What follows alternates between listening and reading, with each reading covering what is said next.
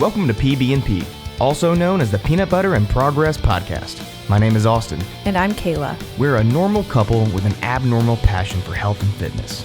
With over 25 years of combined competitive sports experience, we hope to share our knowledge with you and make your health and fitness journey just a little easier. Thanks for joining.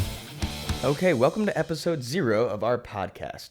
Thank you for taking the time to listen to us. I think it's absolutely fundamental to all of our future conversations that you take a moment to understand who we are and why we feel justified in hosting this podcast. Much like you wouldn't take plumbing advice from a librarian or mechanical advice from a data engineer or medical advice from a politician, I hope that you wouldn't take health and fitness advice from someone who doesn't know anything about health and fitness, right? So Kayla and I have about 25 years of competitive sports experience, and what we want to do is give you a quick rundown on who we are, kind of where we're from. All that information can kind of help you understand why we feel justified in having these conversations.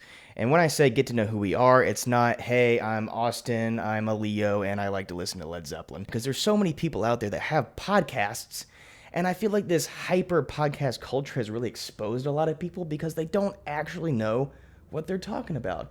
And that doesn't take away from their athletic accomplishments. Absolutely not. But I get so frustrated listening to people, and I'm like, wow, you just said words for like 60 minutes, but I didn't learn a thing.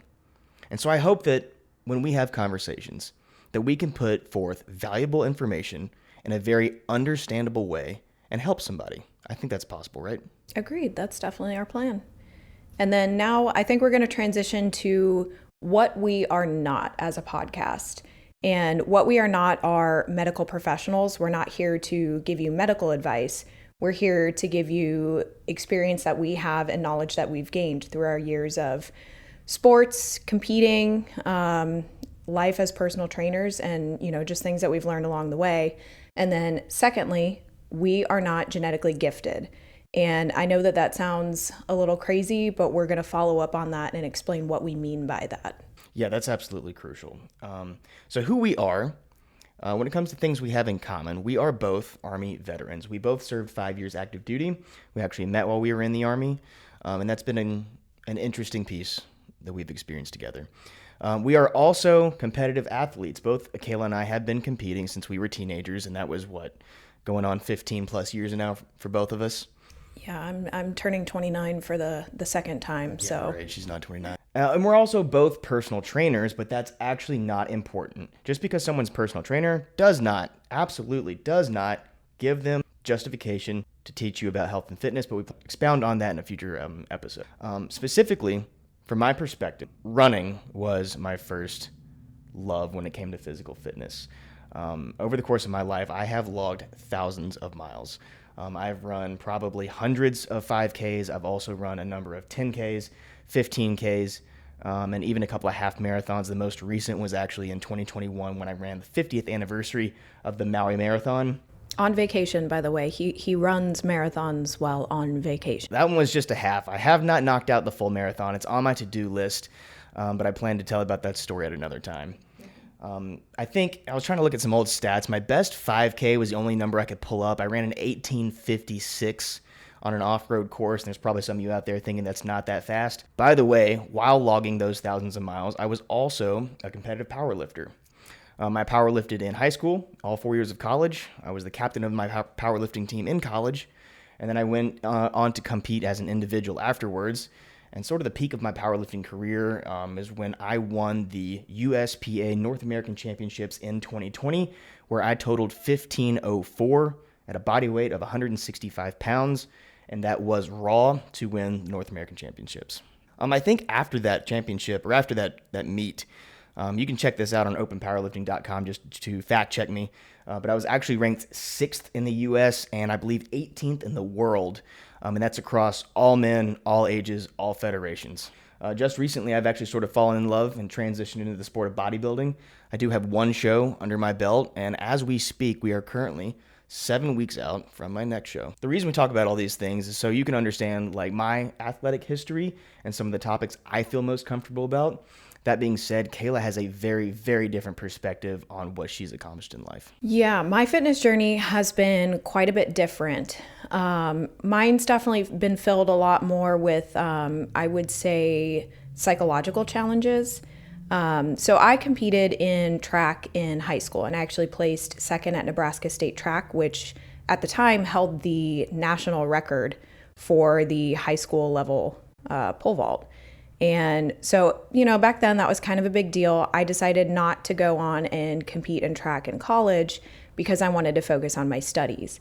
But without the structure that I had while I was in high school sports, while I was in college, I developed an eating disorder. It was kind of that time, where back then, you'd cut out photos of girls that you wanted to look like and you'd tape them on your mirror, and things just kind of got worse and worse. And the thing that pulled me out of that was bodybuilding. It was when I finally transitioned into caring about strength and caring about how I performed in the gym and wanting to be as strong as I can and wanting my body to look as strong as I can, that I was able to break that cycle. After that, I competed in my first NPC show in, I think, 2015. I think I was 21.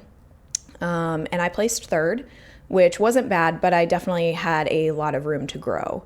Went on to join the Army, and while I was in the Army, I started feeling my body fall apart, and I couldn't figure out what was wrong.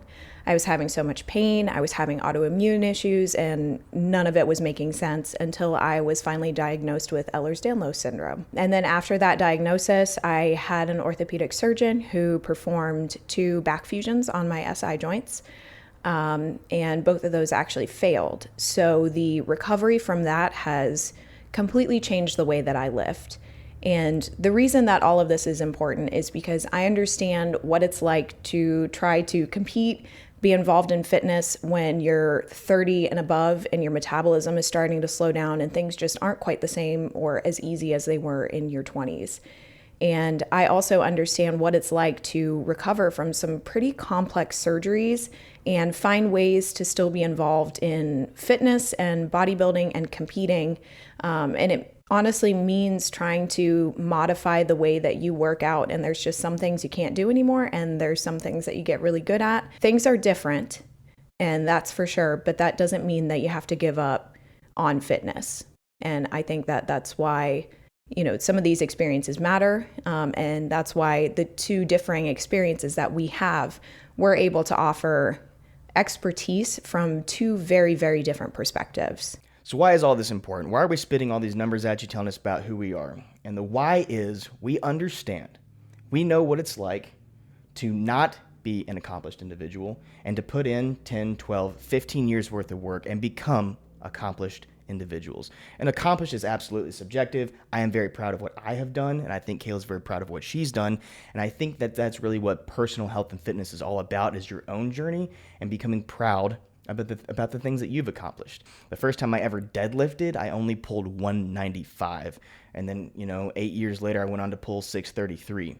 I think personally that that's a lot more impressive than the guy who now pulls 500 or 600 pounds, but the first time he ever deadlifted, he pulled 405.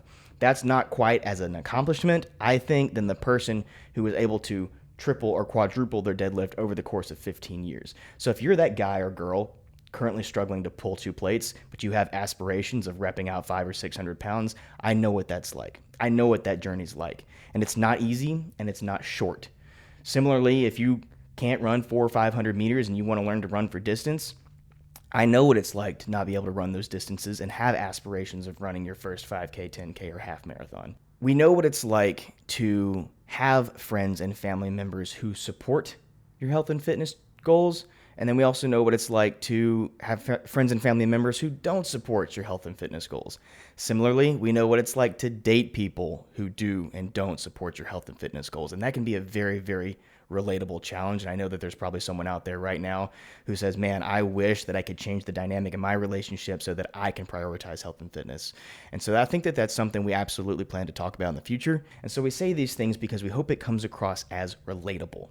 We know what it's like to work 60 to 80 hours a week and still want to prioritize health and fitness. We know what it's like to have a high demand job and still want to balance health and fitness. From our time in the Army, we know what it's like to live in austere environments and still want to care about your own health and fitness. There's been a lot of times in our life where you feel like I can't prioritize these things, but you somehow figure it out. And I think we've learned a lot along the way. And we plan to have these conversations and hope that it helps somebody. And another thing that I think that we want to discuss is the fact that we are not knowledge hoarders. We're here to share what we have. Our goal isn't to try to get you to pay us for information. I think it's really important, in the fitness community to share what you know so that we can help some of you through the beginning of your fitness journey. I mean, my first time walking in a gym, I had no idea what to do. I walked in I printed out actually a little piece of paper from bodybuilding.com and followed that workout all the way through. And that's kind of how I started.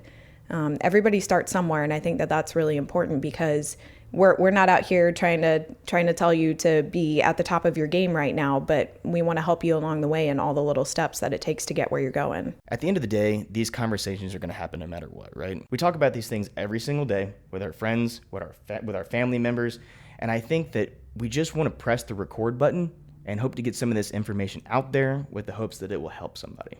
Yeah, I agree with that. And I think it definitely helps having two different perspectives. It's funny because when I talk to friends and family about it, they say you and Austin are the same. You've had the same experiences, but that's absolutely not true.